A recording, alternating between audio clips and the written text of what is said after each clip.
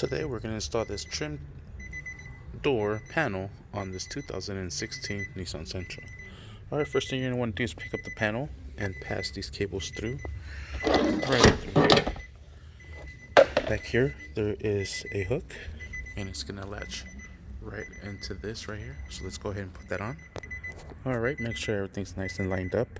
Next thing you're going to do is grab the screw and put it right in here.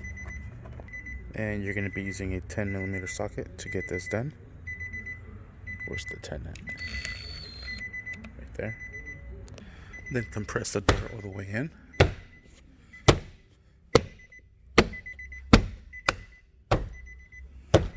Alright. Next we're going to do is put this trim back into place. Just like so. Grab this. Connect the pigtails. And put it back into place.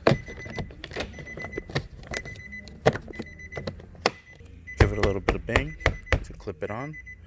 Last piece we're going to put is this one here. Just like so. And you're set.